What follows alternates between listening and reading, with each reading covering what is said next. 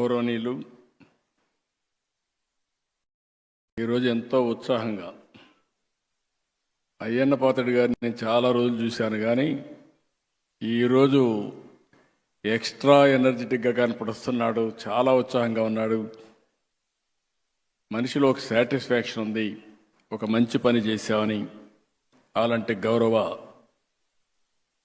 శాసనసభ అధ్యక్షులు అయ్యన్న పాత్రుడు గారు, మిత్రులు గౌరవనీయులు డిప్యూటీ సీఎం పవన్ కళ్యాణ్ గారు, సరే ఎన్టీ రామారావు గారు ఆ రోజు ఏ డైలాగ్ అది చెప్పాడో డైలాగ్స్ మాత్రం ఎక్కడ రాజీ పడలేదు. రఘురామకృష్ణరాజు గారు చాలా బ్యూటిఫుల్గా, చాలా నిండుగా చెప్పగలిగాడు. ఆయన చూసినప్పుడు మళ్ళీ ఎన్టీ రామారావు గారి డైలాగ్స్ మనకు గుర్తొచ్చే పరిస్థితి వచ్చింది. పయ్యావుల కేశవ్ గారు ఎప్పుడు కూడా ఫైనాన్స్ మినిస్టర్స్ ఏదైనా చెప్తే దానికి అడ్డంకులు పెడతా ఉంటారు. అందుకే అయ్యన్న పాత్రుడు గారు చెప్పారు, అడ్డంకులు పెట్టకుండా డబ్బులు ఇచ్చారని.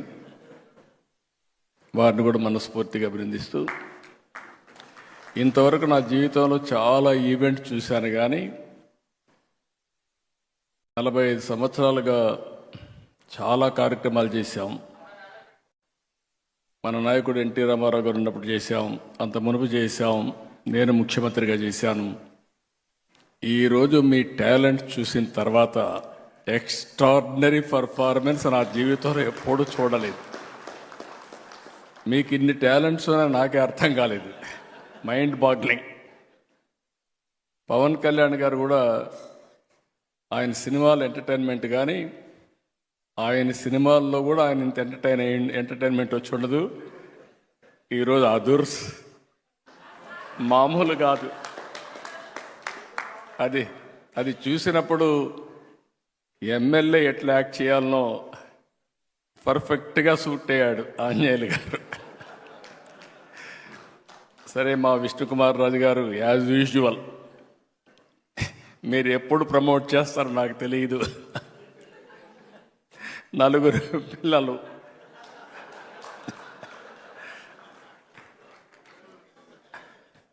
అంటే వినోదం ఒక సందేశం, ఒక సీరియస్ విషయం ఇది. ఆ సీరియస్ విషయం కూడా ప్రజలకు అర్థమయ్యేట్టుగా మీరు చెప్పగలిగారంటే ఎక్సలెంట్ పర్ఫార్మెన్స్. ఎమ్మెల్యే దగ్గరికి వచ్చినప్పుడు మా రవికుమార్ బ్రహ్మారెడ్డి చూస్తే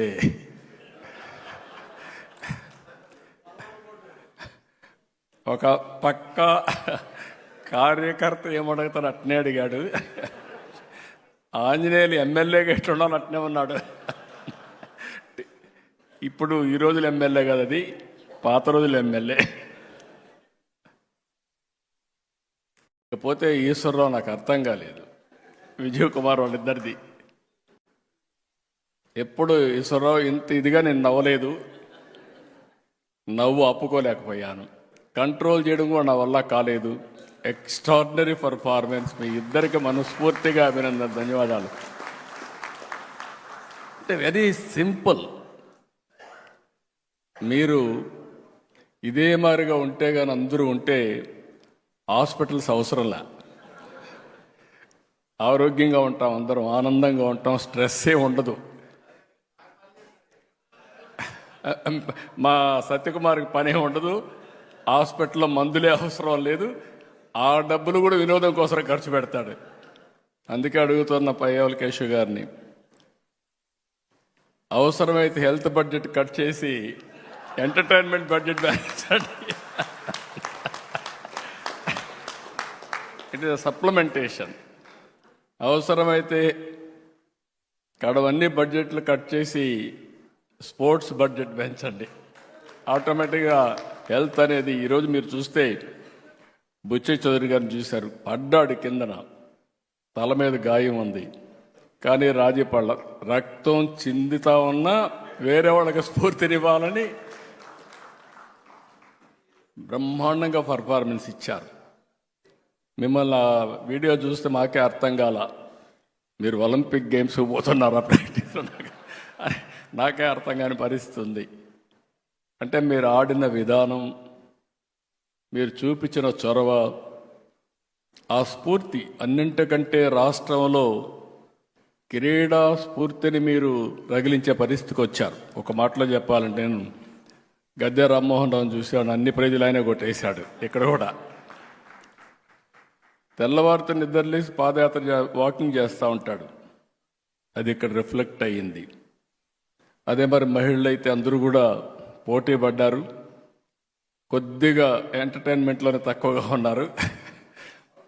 స్పోర్ట్స్లో పర్ఫెక్ట్, కానీ ఎంటర్టైన్మెంట్లో కూడా రావాలి మీరు. నెక్స్ట్ టైం నుంచి వస్తారు, నెక్స్ట్ టైం నుంచి వస్తారు. ఇవన్నీ చూసిన తర్వాత నాకు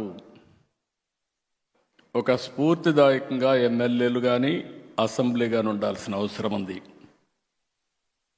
మనం ఎప్పుడు మిత్రపక్షం లేకుంటే ప్రతిపక్షం లేకపోతే అధికార పక్షం అనేది ప్రజా సమస్యలపైన పోరాడడం కోసం తప్ప వ్యక్తిగత విభేదాలు లేవు. మేము చూసేవాళ్ళం, హోరాహోరీగా పోరాడేవాళ్ళం.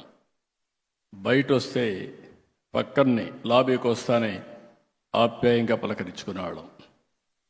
అది పాలిటిక్స్. ఒక మాటలో చెప్పాలంటే మన రాష్ట్రంలో రాజకీయాలు కలుషితం అయిపోయినాయి. ఏదో బద్ధ శత్రువులుగా.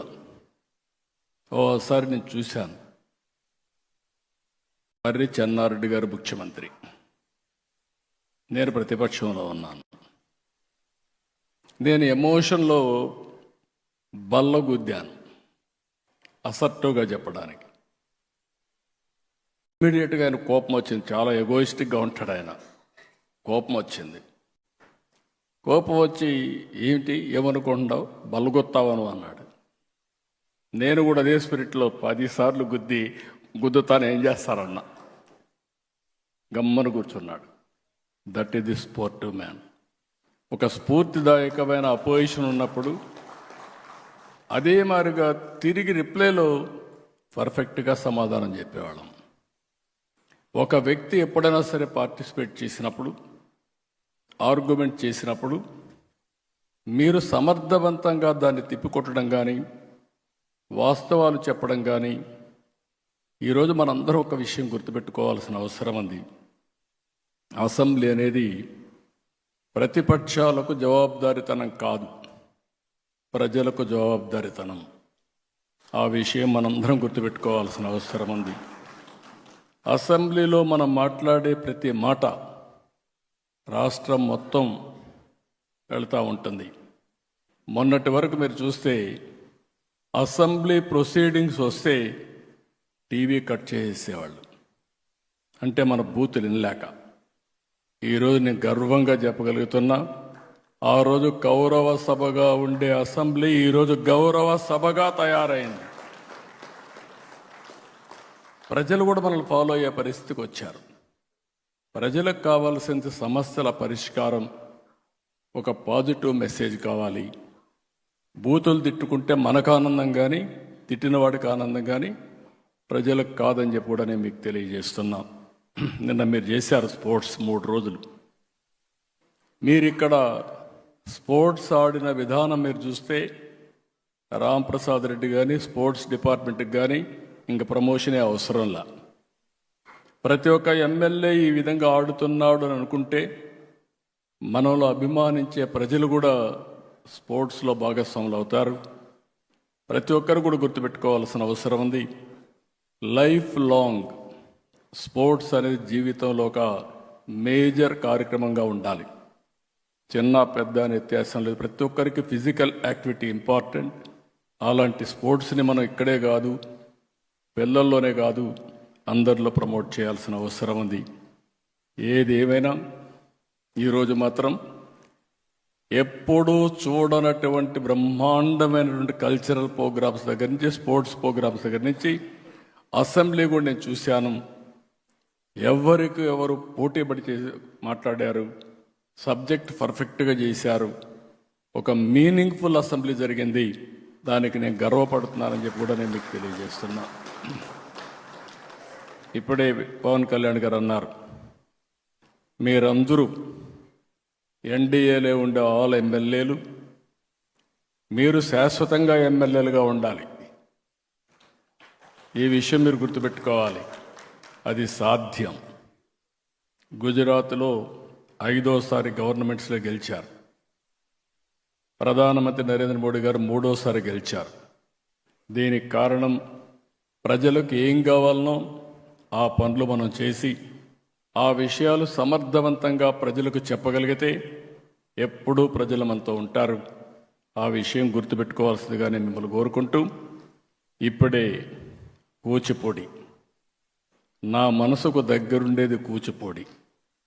ఎందుకు నేను ఈ మాట వాడుతున్నానంటే, తెలుగు వారి యొక్క వారసత్వం కూచిపూడి. నేను అందుకే కూచిపూడి మీరు చూస్తే ఆ గ్రామాన్ని డెవలప్ చేసి, ఆ ప్రాంగణాన్ని బ్రహ్మాండంగా డెవలప్ చేసి, ప్రపంచంలో ఎవరైనా సరే కూచిపూడికి వచ్చి ఆ స్ఫూర్తిని తీసుకొని ఈ కూచిపూడి ప్రపంచం అంతా వెళ్ళాలని నా ఆలోచన. ఈరోజు నేను మనస్ఫూర్తిగా ఈ పిల్లల్ని అభినందిస్తున్నా, వాళ్ళ మాస్టర్ని అభినందిస్తున్నా. అయ్యన్న పాత్రుడు గారు చాలా హ్యాపీగా చెప్పారు. నేను కూడా మిస్ అయ్యాను, కానీ తప్పకుండా ఆ వీడియో చూస్తా. రేపు ప్రధానమంత్రి గారు వచ్చినప్పుడు వీళ్ళ ప్రోగ్రాం ఉంటుందని చెప్పి కూడా నేను మీకు తెలియజేస్తున్నా. ఎందుకు నేను ఈ మాట వాడుతున్నానంటే, కూచిపూడి ప్రపంచం మొత్తం తీసుకెళ్ళాలి. మనకు 2 వారసత్వాలు ఉన్నాయి. ఒకటి వెంకటేశ్వర స్వామి, రెండోది కూచిపూడి. Is our culture. అది మన వారసత్వ సంపద. ఈ 2 కూడా తీసుకుపోవాల్సిన అవసరం ఉంది. ఏది ఏమైనా మళ్ళీ చెప్తున్నా, ఈరోజు నా జీవితంలో నేను ఎంటర్టైన్ చేసిన విధానం చూసిన తర్వాత నా లైఫ్లో ఎప్పుడు కూడా నేను చాలా రిజర్వ్డ్గా ఉంటానని చెప్పి అనుకునేవాళ్ళు.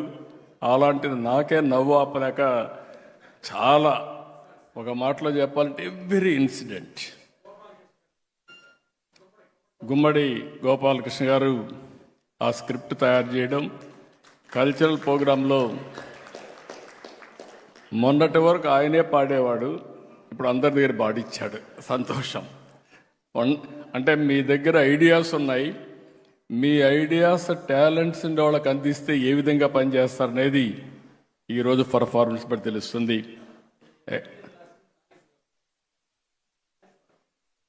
ఇంకొక పక్కన ఆ టీం అంతా కూడా ఎక్కడికక్కడ అందరినీ చూస్తే ప్రాక్టికల్గా రాశారు. స్క్రిప్ట్లన్నీ ఒక మెసేజ్ కింద చేశారు. ఎన్డీఏ ప్రభుత్వం ఏదైతే అనుకుంటున్నామో దానికి అనుగుణంగా మీరు చెప్పగలిగారు. దీనికి మళ్ళీ అందరినీ అభినందిస్తూ, ఒక మాటలో చెప్పాలంటే నెక్స్ట్ ఇయర్ కూడా పెట్టమంటున్నారు అయ్యన్న పాత్రుడు గారు. నెక్స్ట్ ఇయర్ కూడా పెడతాం. దీనికంటే బెటర్గా చేస్తామని మాకు అష్యూరెన్స్ ఇస్తే ఎన్నిసార్లైనా పెట్టచ్చు మీరు. అలాంటి వండర్ఫుల్ ఈవెంట్ ఇది. Excellent. Congratulations. All the best. Excellent performance. Hands off to you. Thank you అనడం. ధన్యవాదాలండి. ఇప్పుడు గౌరవ ఆర్థిక మరియు ప్రణాళిక వాణిజ్య పన్నులు శాసన వ్యవహారాల శాఖ మంత్రివర్యులు శ్రీ పయ్యావుల కేశవ్ గారిచే ముగింపు ఉపన్యాసం వందన సమర్పణ చేయవలసిందిగా కోరుతున్నాం.